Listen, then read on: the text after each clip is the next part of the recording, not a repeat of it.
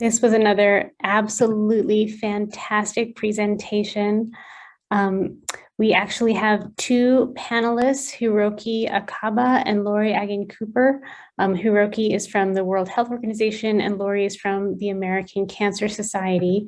And if you have any questions, please drop them in the chat. And while we are waiting for the questions, Hiroki, I would like to ask, what do you think should be different strategies for cervical cancer elimination in low income compared to middle income countries? So thank you very much for your question. Basically, my name is Hiroki Akaba from WHO headquarters in Geneva. So basically, for the low and middle income country, there are a lot of challenges to introduce and achieving the high coverage. So for example, financial perspective, of course, HPV vaccine is relatively more expensive than the childhood vaccination. So that there are other partners, for example, Gavi is trying to support financially to introduce HPV vaccine. So this is one of the challenges for the low and middle income countries. And also logistically, it is very difficult to reach in the rural area, for example, in the high mountain or the islands. These kind of logistical challenges is specific to the low and middle income countries. On the other hand, for the high income, or let's say in the older countries, are struggling with the vaccine hesitancy. This is a huge headache in the older country. This is not only high income, but also in the low and middle income countries, so that the communication to the, for example, communication to the caregivers, communication to the school teachers, these are the key to improve achieving the high coverage. Thank you very much. Sorry, I'm on mute. Thank you so much. A question for you, Lori. How can the National Roundtable on Cervical Cancer help advance global elimination efforts? Oh, you're on mute. Okay, can you hear me? Yep. Great. Well, I think that by sharing and I've seen this happen. I know that the National Roundtable participated in an international conference for India medical societies, and it's very helpful to share what you've learned, to share how you've come together as an organization, an initiative, and move the needle in America that the learnings can be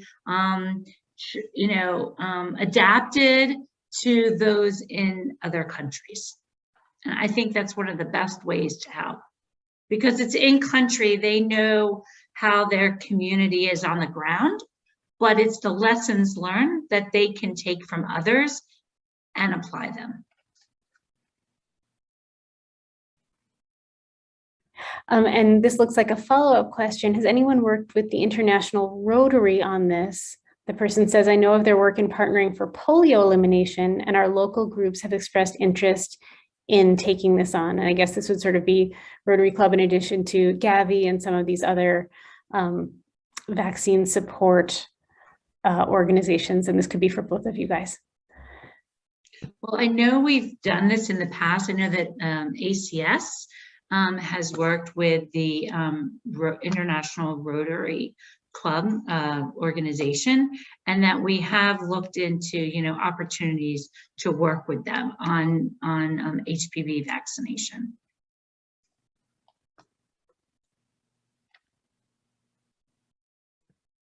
And Hiroki, do you have anything to add from the WHO perspective on involvement with Rotary clubs? As long as I heard, and for example, in some area there are some support for the introduction of the HPV vaccination. For example, in the Pacific Island, I forget the name of the island, but there are some countries who got support to introduce the HPV vaccine in Pacific Islands, but I forget the name. Sorry.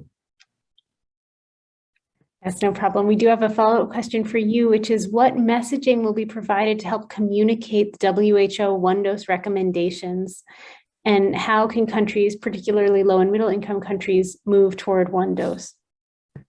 So thank you very much for your question. So as you may know, 2022 April, WHO SAGE, the technical meeting, recommended that one dose, a country can choose 1 dose or 2 doses for the national immunization schedule.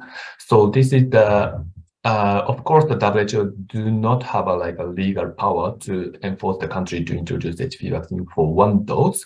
So each country has a almost each country has a scientific body who discuss their national immunization, which is the National Technically Advisory Group Immunization, we call NITAG.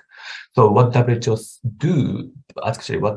did is that we communicated with the NITAG to advise and to support, to provide the kind of consolidated evidence, as the poll already showed in the on the presentation, like Kenshi study, Doris Kenshi study, and the India IAC study, and the Costa Rica study. So we provided the evidence, consolidated evidence toward each NITAG. So this is what we did, basically to support low and middle income countries to consider the benefit of the 1 dose. So back to you. Thank you so much. This has been a fantastic closing session, and I know I've been riveted the whole afternoon, and I think everybody else has too. So thank you both so much for being here, and thank you to all of the participants.